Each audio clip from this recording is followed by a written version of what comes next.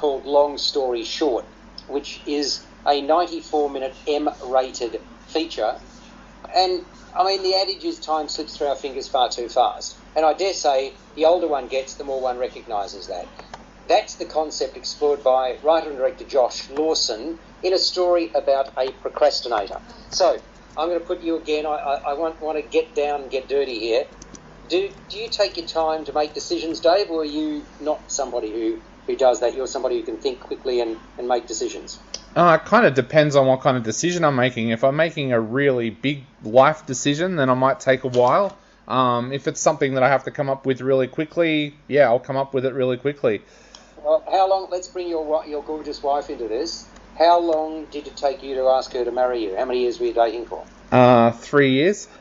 Okay. Did she put the hard word on you at any point that, it's time you make a decision? No, but her friends did. I asked that as somebody who I dated my wife for 5 years and she gave me an ultimatum. There you go. Which is interesting in the context of this story. I won't ask the other two of you bachelors. Are you both confirmed bachelors is the question. I'll get back to you, Pete. Very good. Very good indeed. Okay, well, the romantic comedy that is Long Story Short centred around Teddy, Rafe Spall, who kisses the wrong woman on New Year's Eve. Now, how can you kiss the wrong woman? Well, I suppose there's a lot of people around, but in this case, he rushes to get to his girl called Becca, played by Dina Kaplan, at the stroke of midnight. But in doing so, he spots a lady in the same red dress, always dangerous, and assumes that it's the girlfriend. And instead he finds himself puckering up with Leanne, played by Zara Newman, who's this wannabe writer. Next thing you know, he and Leanne are standing by his father's gravestone, and he's telling his dear departed dad what a great catch she is, she being the girl that he inadvertently kissed on New Year's Eve. The pair's engaged, but Teddy is anything but a decision maker. Why do something today that you can put off until tomorrow or the day after or the day after that seems to be his adage. So it is that no date for the wedding has been set. Overhearing Teddy's conversation is a friendly woman played by Noni Hazelhurst, who tells him in 10 years' time he'll regret his lack of action. And through a strange turn of fate, she shows him why. That life lesson forming the lion's share of this movie, Long Story Short. So, the next decade of Teddy's life flashes past, from his hastily arranged wedding day to the highs and lows that follow. And that covers the outcome of his marriage, his relationship with his best friend Sam, played by Ronnie Cheng, and the reappearance of his former girlfriend, who I referenced at the beginning, called Becca. And I shouldn't forget remaining in a job that he does not like instead of pursuing his passion for photography. Every year is lived in mere minutes, and like magic, Teddy covers off on each anniversary day, totally bewildered as to just what is happening to him. So, that is Long Story Short, Dave.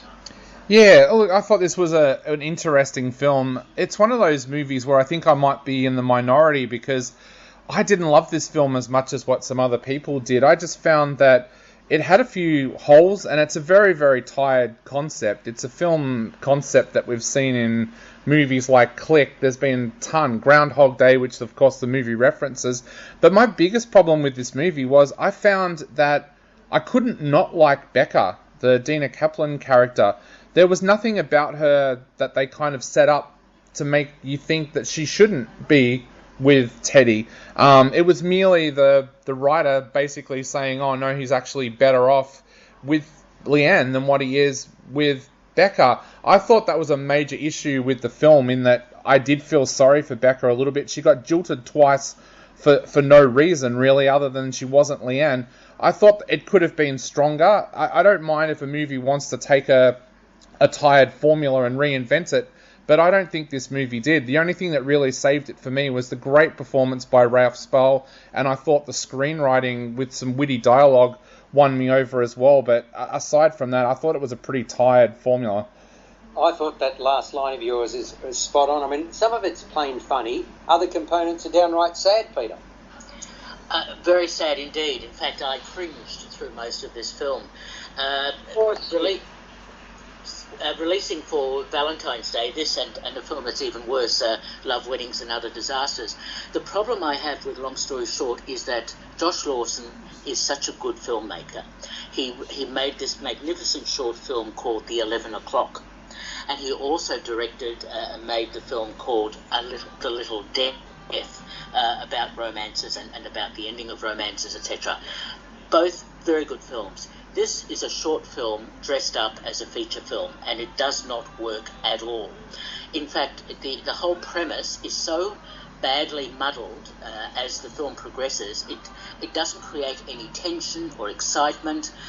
It introduces a character for no reason at all, apart from a soporific attempt at looking at death, and that's Ronnie Cheng's character, which is so badly treated in this film.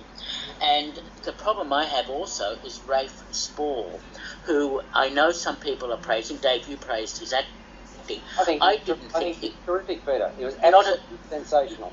So I totally disagree with you. Ignore it.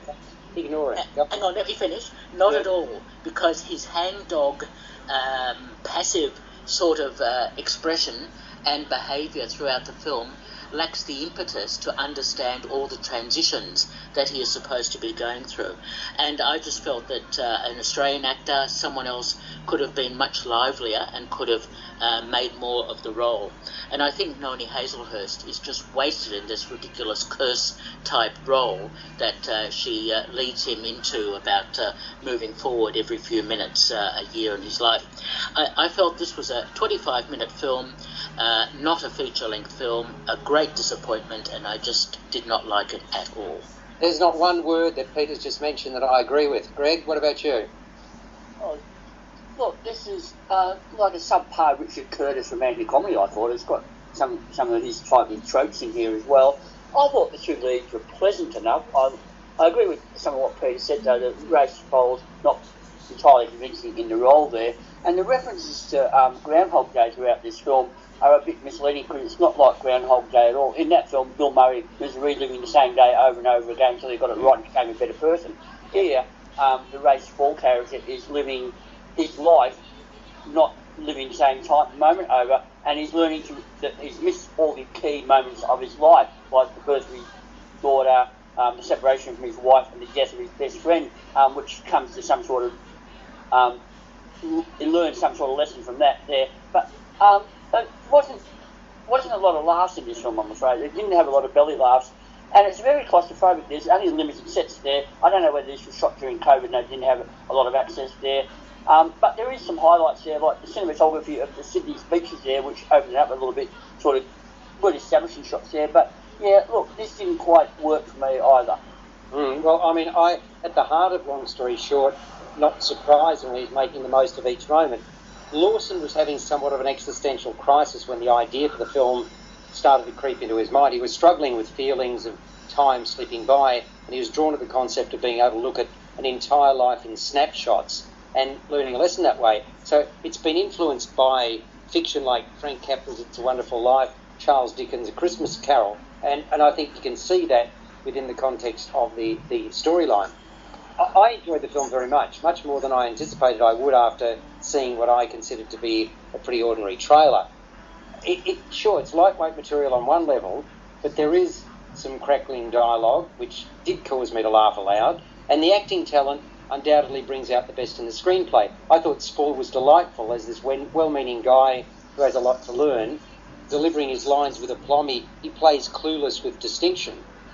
Newman's the perfect counterpoint, a good sport, needs her partner to knuckle down and commit, and she brings this warm, open personality to her role. I thought that Cheng had fun as the best mate with no idea what had gotten into Teddy. Hazelhurst, well, she dishes out wisdom with appropriate mystery as the stranger bearing gifts. And in the cameo, Lawson, the writer and director, nails the part of a rival suitor who sees Teddy's pain firsthand. So I found it most entertaining. I thought it puts a smile on your dial, gives you food for thought, and how to make the most of what you've got, and that's the whole purpose of the film. So I'm going to kick it off with a 7 out of 10. Long story short. Go on, Peter. Put me out of my misery. The comparisons with similar sorts of films are odious. This film doesn't stack up as well. Could have made a good short film. 3 out of 10. Yeah. So between the two of us, we've given it a 10, Peter. Out of 20. Shh. You don't have to mention that bit. Dave Griffiths? Look, I'm going to give it a 5 out of 10, and I think Peter made a really good point there as well. Why are we bringing in actors for Australian films these days? We saw it with Penguin Bloom with Andrew Lincoln. Now we see it with Ralph Spall in this film. It was only a few years ago where Working Dog Productions got taken to court for bringing Harry Shearer over for a guest appearance in a television show. So, yeah, something's gone a little bit skew-whiff there, I think. All right, so we've got 15 out of 30 out of that, and Gregory King. Well, look, the Ralph Spall is struggling with the character. He's a bit of a selfish and self-absorbed git, I think. But yeah, look, as I said, it didn't do a lot for me. I'm going to give it 5 out of 10 as well. Yeah, so basically it gets a bare pass at 5. So listen to them, listen to me, up to you entirely. On First